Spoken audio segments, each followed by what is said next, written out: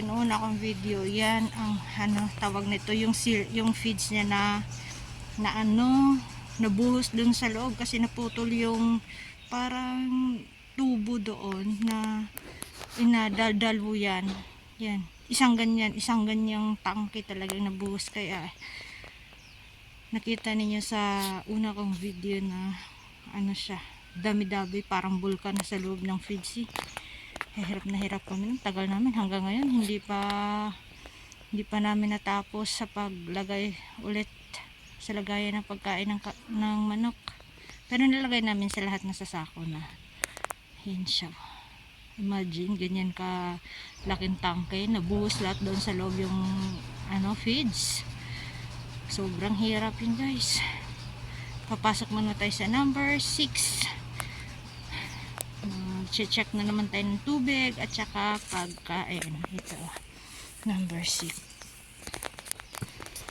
Pasok tayo. Ayan siya guys, papasok tayo dyan. Double check na naman tayo sa tubig at pagkain. Oh my God. Sige na, cut. Yan, mga manok. Check nandoon na si Kulit pumasok na. Pasok tayo guys. Ayan. Dito.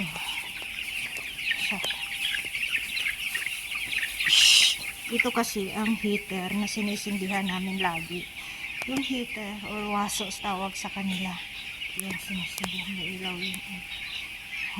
Yan ang sinisindihan namin every 7 PM or 7:30, depende sa instruction sa boss namin kung kailan sisindihan. Tapos papatayin ito mamaya mga 9 yata. So, papakita ko sa inyo guys yung tawaso or malaking heater, pero ito siya, hindi pa siya sinisindihan. Hindi na ito sinisindihan, hindi ko pinapatay kasi nakakonect lang ito siya sa kuryente. Ito siya ang tinatawag na tawaso or malaking heater dito sa loob. Dalawa to, per kulungan dalawa siya. May electric fan, pero may electric fan doon sa pinakadulo din, malaki, 4 yun. Yan siya guys. Yan, malaking heater. Yan, nakakonect na siya. Yan, yung kagwang check ko siya. Yan, kaya na nabuang, kala na. Lalabas na kami guys. Doon na kami sa kabilang kulungan na naman. Ang art din itong buwang na to. Ayan. Doka. Sa naman kami, kulungan number 5. Piotong. Kulungan number 5. Ayan. Mainit dito na yan. Mainit. Sobrang lamig naman ng hangin. Ayan. Dito mapapagod ka lang talaga sa paglalakad. Ayan. Kasi ang bundok dito napapakinabangan. Ayan.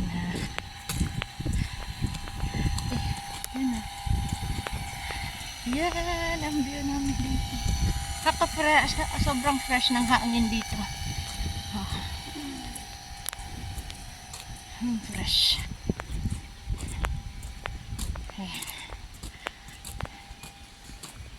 Pagod ka lang talaga sa paglalakad dito. Ay, nako. Ayan.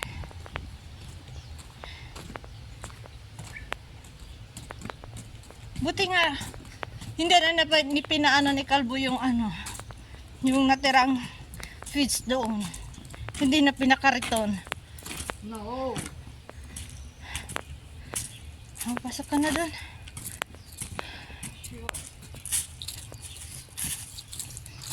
Medyo malamig-lamig na dito kasi ito umano na yung 2 weeks na. 2 weeks ang 15 days.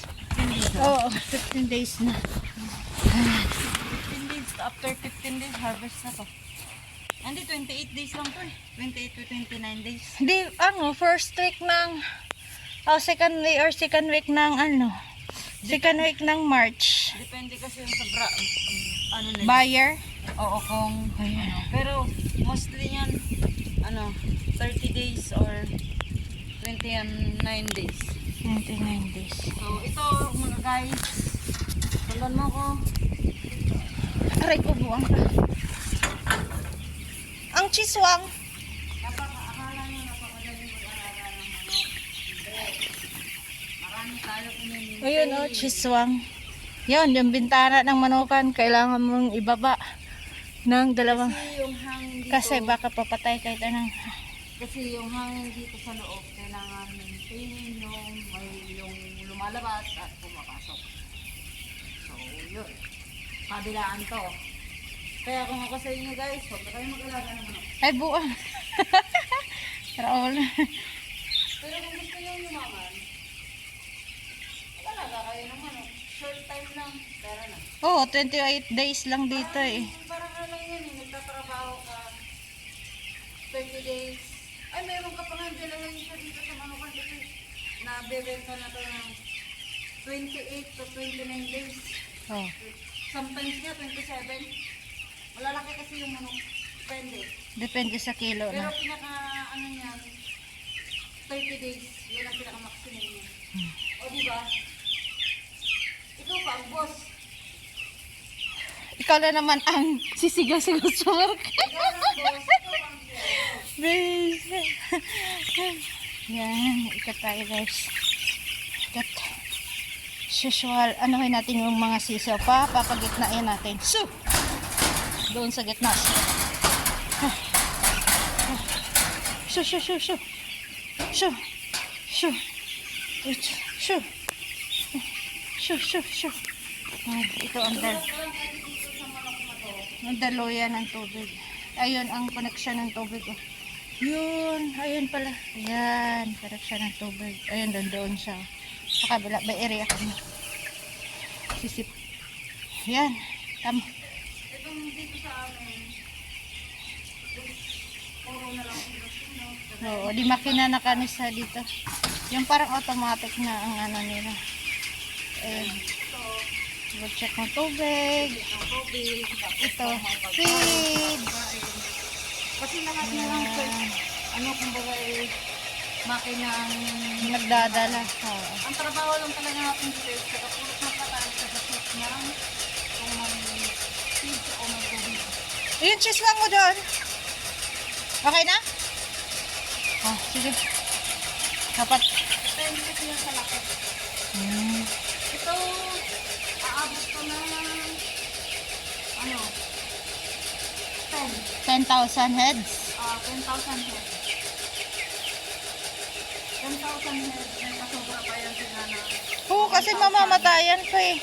mga 1,000. Kasi yung everyday mo, dapat kasi sa isang araw, maximum na, mamamatay. 10. 10. Hindi naman ay, yung lang maraming namatay yung maliliit pa talaga na. Oo. Yung 2 days, 3 days pa lang sila. Ano kasi yung stress yung sa biyahe? Stress pa sa biyahe.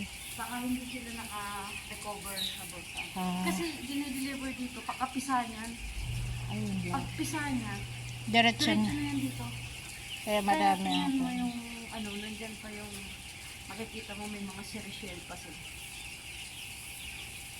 Hindi na. Babay ka na. Pag one day old lang kasi ito. Pero pag umabot na siya ng 2 days, Mahal na. medyo Oo, marami to sa mga agribit, binta sa probinsya meron. doble. Oo. Ganyan, mahal na. 60 plus na ang isa. Ewan ko lang ngayon, 2024 na eh. Lahat lang to is pangkatay. Iba naman yung variety ng pang-layer. Oo, iba yun. Layer yun. Pagpapaitlog yun. Kaya ito, ginagawa lang ko na dapat 1.5 kilos benta na. Oh. Sige na. Babay na. 1.5 o 2 kilos benta na. Babay na kulit. Hindi, Sa susunod daw update niya. Liliwanagan daw kaya sa susunod na video namin. Kasi tutuloy muna ng trabaho namin. Sige.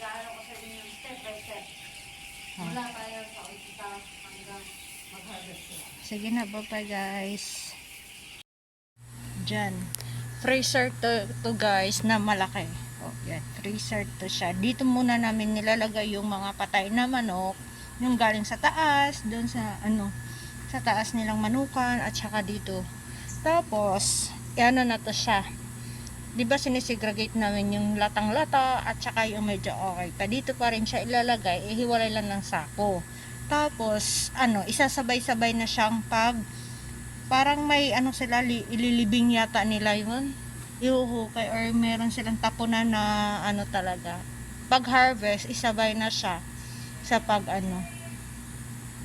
pagtapon or saan na nilalagay. Yung anak kasi niya, ang anak ng amo namin ang dito. Siya na ang nagbahala dito kung anong gagawin sa mga patay na yan. Basta pinipreser muna namin yan. Nasa loob yan, madami yan eh. Yung nakita niyo sa unang video ko na sako-sako yung nilalagay namin ng mga patay na manok. Dito din yun dinadala. Iipunin muna yan. Kasi sabay-sabay yung itatapon or something. Itatapon ba yun? Or may tapunan talaga sila nito? Or ililibing nila? So, sila na, yung anak na kasi niya ang nakakalam doon. Siya ang naglalagay doon sa truck eh. Ayan siya, freezer yan sa loob. Ayokong buksan kasi basta, ayokong buksan. Ang dami kasi, mabaho. Yan dyan sa loob niyan. Freezer para may lalagay siya. Gagit lang eh. Gagit lang, palit. Ito ang freezer ng mga patay. Yan. Yan sinasabi ko sa inyo guys na dyan iipon-ipunin muna namin. Saka yung mga lantyaw, yung mga Yung- hindi na pwedeng Yan siya. ihuhukay na yan dito. Bye-bye!